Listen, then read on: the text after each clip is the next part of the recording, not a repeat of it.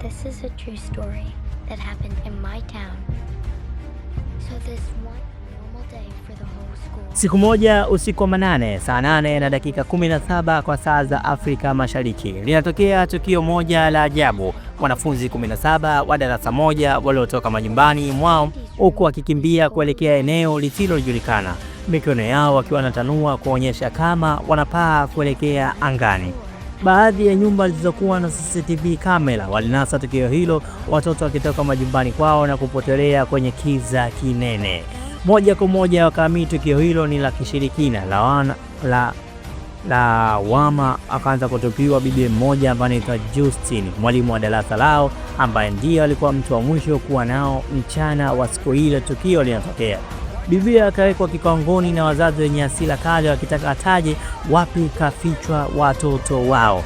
Polisi nao wakawabiza kutafuta chanzo ili kujua mhusika ni nani na kwa nini wapotee muda unaofanana na kwa nini wawe wanafunzi wa darasa moja. Licha ya bibi Justin kujitetea sasa sana, lakini kwamba ahusiki na upotevu wa wanafunzi wake, hakuna mzazi aliyemwelewa, wakamini huyo ndio mchawi mwenyewe anawaigizia tu.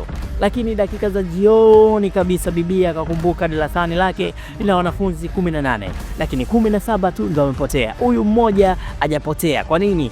Mtoto huyu aliyesalia anaitwa Alex. Bibi akaamini moja kwa moja kuna kitu Alex anafahamu kwa nini yeye kasalimika, lakini asichokujua kwamba nyuma ya upotevu wa vilio vya watoto na wazazi kuna bibi mmoja kizee ambaye anakaa kijiji kimoja kinaitwa Kimosa mjini hapo, ndiye anahusika na upotevu wa watoto hao. Watu walio karibu na kujua ukweli, waliofanikiwa kujua ukweli, wote walinasa kwenye mtego wa bibi na kupotea. Anawataka watoto hao kwa lengo gani?